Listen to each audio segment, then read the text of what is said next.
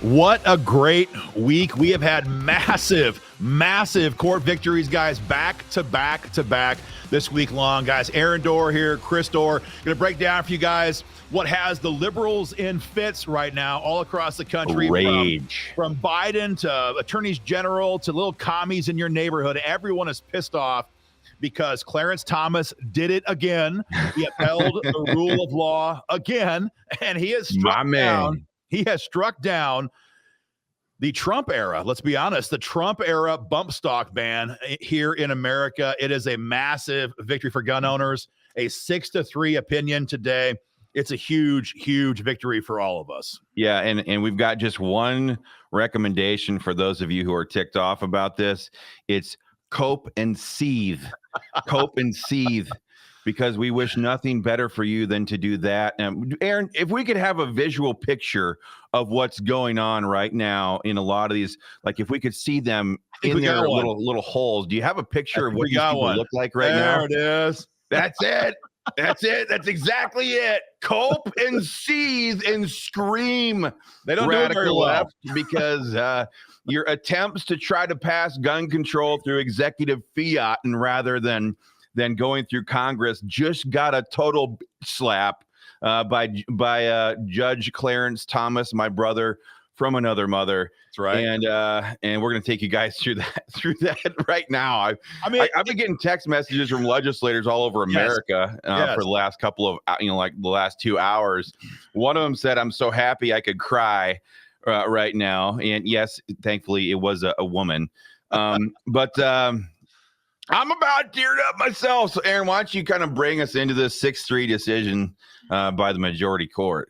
Well, first of all, it's just such a cool thing to have a 6-3 opinion. I mean, for our entire lives up until a couple of years ago, it was always 5-4 if you won it all. And so now to have 6-3 is a phenomenal thing. Could not be happier. Well, I could be happier. 7-2 was better than 6-3, but we'll see. Cool. We'll see what the future holds. But I think that the main takeaway here for anybody watching this is not to forget what this is ultimately about. It's not ultimately about the bump stocks, and frankly, it never has been. The bump stock issue, the pistol brace issue, all of these are the outworking of the National Firearms Act, a corrupt, tyrannical piece of gun control that was passed a long time ago.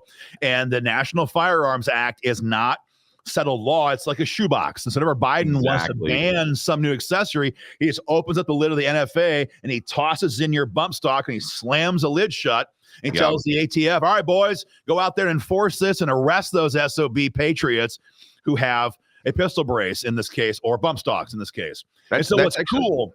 That's actually a really good point that not a lot of people talk about is that they don't ever just pass straight up gun control bills. They pass gun control framework bills. And anybody who listened to Biden just the other day, he talked about it at his Gun Sense University address to the Lion Commie Mommy Brigade that there's so much work they have to do now to build on and expand the Bipartisan Safer Communities Act. So, yeah, good point. So this is just an expandable framework, which the NFA was, and the pistol brace, or in this case, bump stock issue, is the latest victim of this, or it was until this morning. And so what they did was simply say, well, this item is now controlled by the National Firearms Act. It's same as a machine gun. And so you'd have to go through those processes. And if you had one, you were under orders as of, I think it was January of last year, Chris, or March of last year, to surrender it. Or no, I'm confusing with pistol braces. I'm sorry. Yeah, I was gonna say that's pistol braces. Bump stocks have been or face 10 years in prison, 10 years in prison and a massive fine. And those days are gone. And Clarence Thomas had a very awesome opinion. I read the whole thing word for word a little bit ago. So did you, Chris. 20 pages of freedom on text. And what was hilarious to me was that Clarence Thomas didn't even have to use the big arguments. He didn't even have to say, you guys bypassed Congress. You mandated gun control by fiat. That's tyranny. He didn't even have to do that. All he did was he beat Biden's ass by using his own arguments against him about what a machine gun actually is.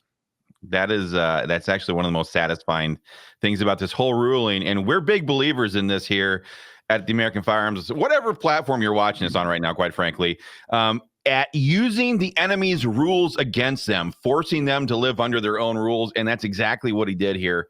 Aaron, you've read the whole thing. And yeah, we have some and phenomenal quotes. I mean, for those who don't know what a bump stock is, it attaches to the back of your rifle and it allows your body to kind of harness the energy of the recoil, and it allows the gun to function at a faster rate. But the media wants you to believe that it's an absolute machine gun. If you've ever used one, you know it's not really that way, because your supporting hand has to hold that rifle forearm just right. Too much pressure, it doesn't work. Not enough, the gun jams. It doesn't work reliably. And that's what Clarence Thomas said. He said that the gun requires two hands. It is not simply a single depression of the trigger to function as a full auto. And he said, we conclude that semi-automatic rifles equipped with a bump stock is not a machine gun because it does not fire more than one shot by a single function of the trigger.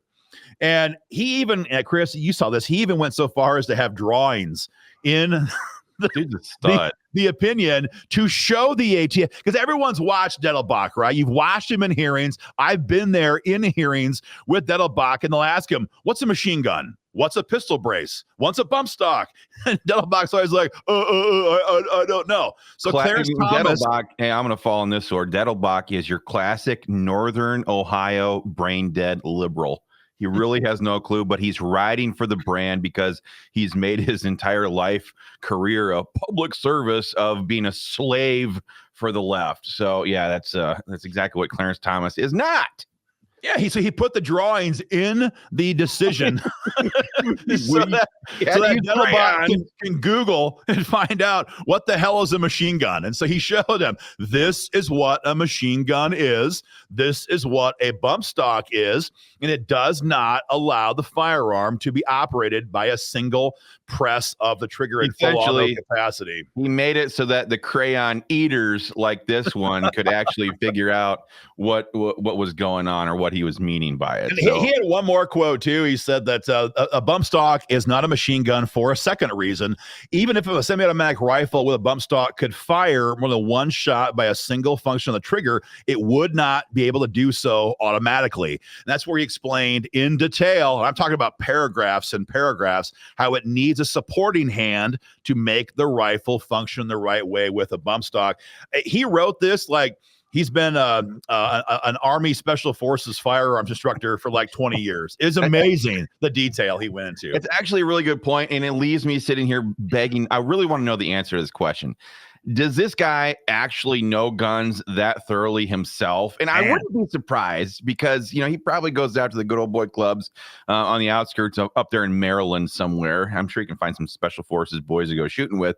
Or does he have like some awesome based legal clerks that are like totally kitted out and could come in there and explain this to him and say, here, boss, this is how this works. This is why these guys are fools. I want to know. What's cool about it too was I was telling you, Chris, a minute ago. So Clarence Thomas, he's obviously the workhorse for gun owners when it comes to all things in the Second Amendment right now. But Justice Alito, the dude cracks me up. Justice Alito cracks me up. I shouldn't call him dude, because he has a half a page opinion where he pretty much is like, yeah, all that he said. Oh, yeah. And then he has a very good shot across the bow of today's Democrat Party and the rhino backstabbing traitors who want to ban bump stocks. He says there's a simple remedy for the disparate treatment of bump stocks and machine guns. Congress, this is genius. Wait for it. Congress can simply amend the law. And he says, and perhaps would have done so already if the ATF had stuck with its earlier interpretations of bump stocks.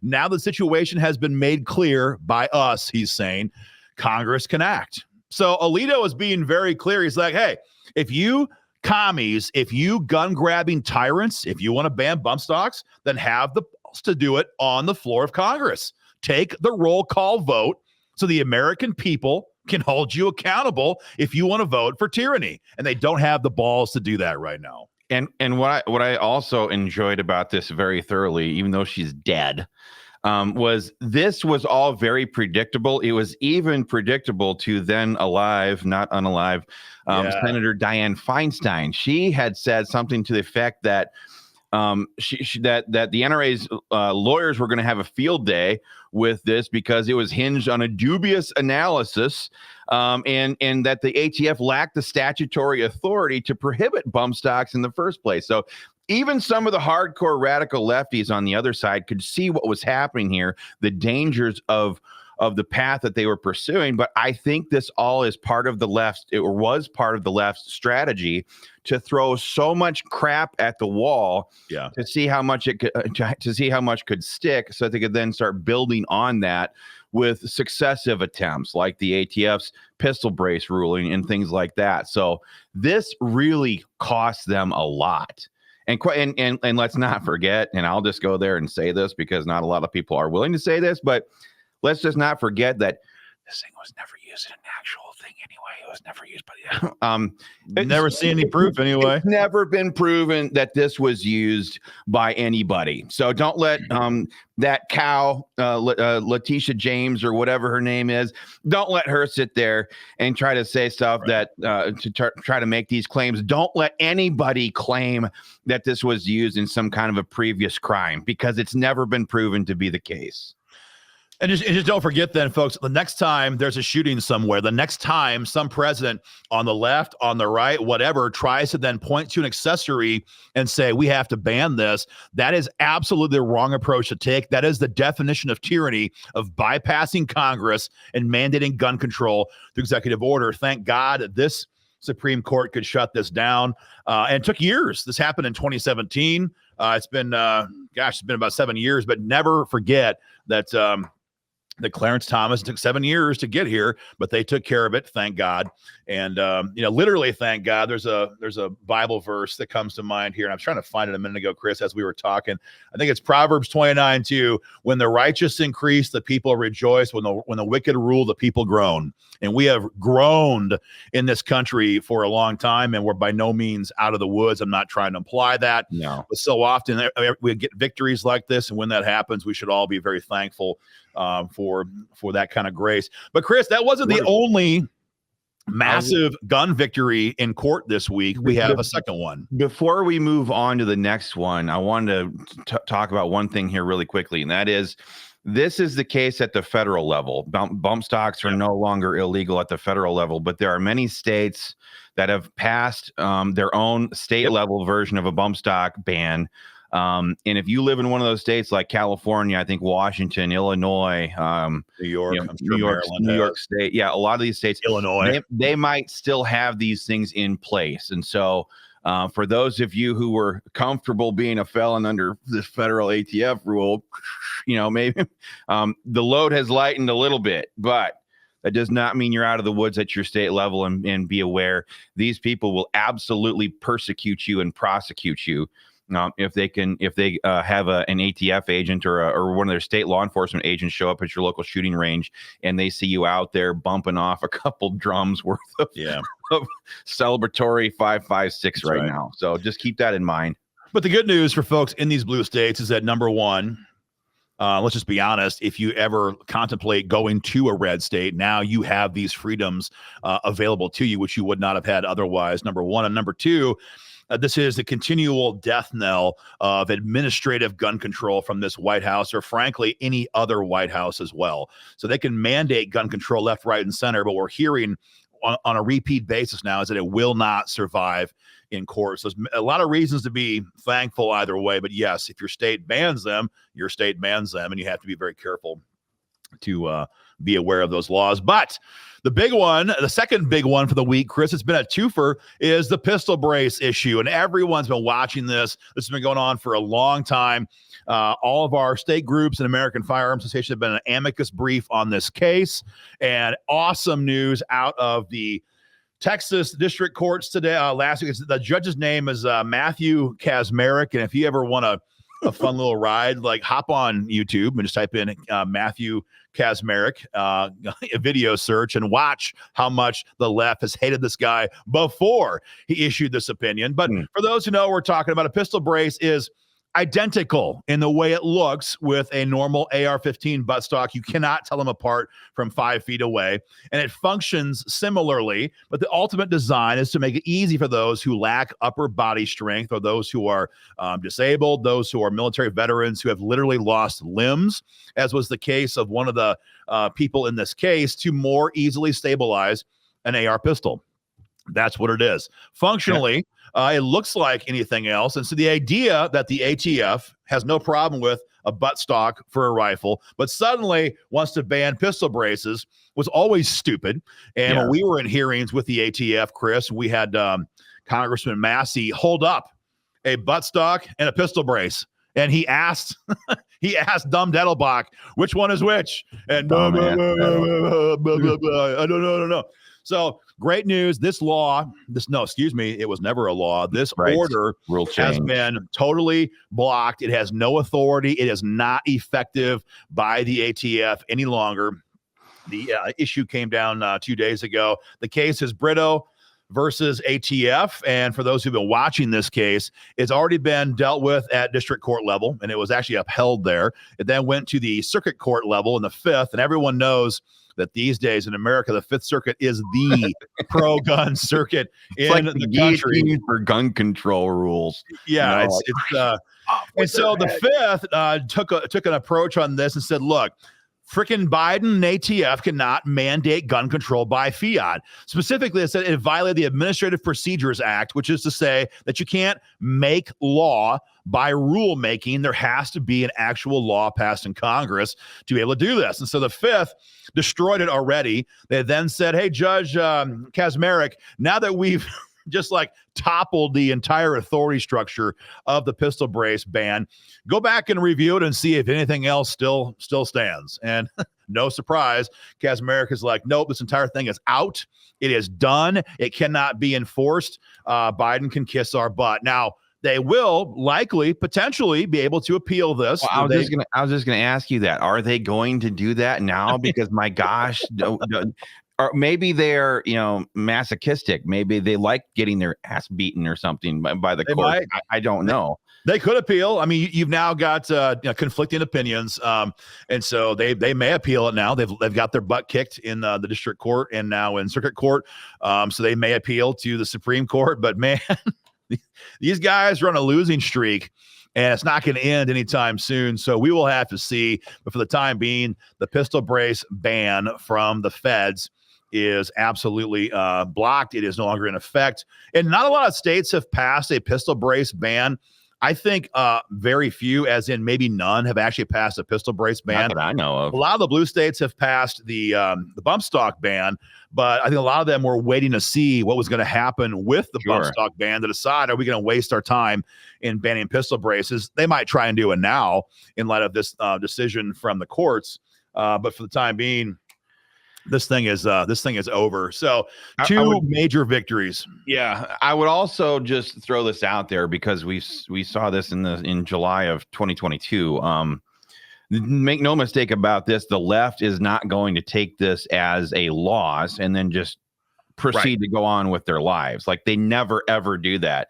So in 2022, when we saw Roe v. Wade get struck down immediately, and I was actually there in D.C. when this happened, but you had people like that U.S. senator from Massachusetts. I forget what his name is. It's not Chris Murphy. It's the other one, or maybe he's from Connecticut. Anyway, the left instantly got up there, and they were using that loss of theirs on that issue to immediately demand court packing. So that's exactly what I anticipate. That's going to be a huge result of what we're seeing right now. They're going to want to expand the court from 9 to 13. I doubt they would go 11. 13. No, it's 13. 15. They have bills already filed. They already have bills filed. Okay. Yeah. So that's the natural course of action for them here is to go in that direction. And of course, they will absolutely try to make gun control a massive issue in the upcoming presidential elections as well. So, they want to add 100 district court judges as well. That's already in legislation proposed in Congress. And they want to go from 9 to 13 because going from 9 to 11 doesn't fix their problem. That's not enough. That's back to a 5 to 4 court, I believe. It'd be on that split. And then also by having a larger bench, it allows them to get, more time and opportunities then to swap out different people when they get control. So their goal is then, if they get in, they want to get the youngest people possible in there so they can have long-term, tenures on the bench, and give them ample opportunity to replace them the next time a lefty gets elected. So, yeah, like Justice Brown, for example. Ketanji Brown is very young. She'll be there for decades and decades and decades. And she's just dumber than hell. She came in to find a woman. She came in to find a woman. That's look inside her own pants or down her own shirt to figure out exactly what she is. So that's how stupid. I mean, that's how dumb these people are. For those who are asking what does come next at the Supreme Court level after the elections in November, because nothing's going to happen between now and November, but what's going to happen next? Well, Sonia Sotomayor, who was confirmed in 2009, now travels with a medic whenever she travels longer distances. No, you can Google it. It's all over the news. I mean, it's everywhere. She's going to Starbucks nearby if she gets to do that. No problem. But when she travels distances, she has to bring a medic because her diabetes, how you pronounce it, depends on what part of the country you live in. Yeah, it's bad enough that she has to have a medic with her when she travels. So the next president will undoubtedly be appointing at least one, nominee to the Supreme Court. Of course, President Trump put 3 justices on the Supreme Court. It is ironic that President Trump is the one who made a huge mistake and banned bump stocks by executive authority. However, the same justices that he put on the court said, no, that's not how this works. And we're going to strike that down. And of course, the Biden White House went all in with Merrick Garland to help uphold that decision in the Supreme Court. And there it is. There it is. My man. I mean, that guy is fighting. Put that back up there. You can just tell. You look at that guy's face, like he's fighting hard to keep that smirk off his face because this guy is he's done more to safeguard freedom through God's common grace than any Republican Congress that we've had in our lifetime. And any Republican president, frankly, that we've had in our lifetime when it comes to the Second Amendment. So every other special interest group gets a payoff when Republicans get power. I mean, every single other special interest group. But what have gun owners ever gotten legislatively for all of the work that they do to get control of Congress and the White House? Not one thing, and far worse than that, they get shivved in the ribs. I'm sick and tired of that. Yep. Anyway, guys, that's the wrap up for right now. It's a great victory. We're very thankful to be a part of this for you through our legal team and our amicus briefs. Much more to come. These issues are not going to go away. We have upcoming cases on Biden redefining what a gun dealer is, and much more is coming. As Chris said, they're not going to take this loss and simply go home. But for today and for this weekend, pop off, dump a mag for Clarence Thomas. Dump a mag for Clarence Thomas, even if it's 50 cents around right now. Dump a mag for Clarence Thomas and be thankful for this massive victory we had this week in court. Much more to come, guys.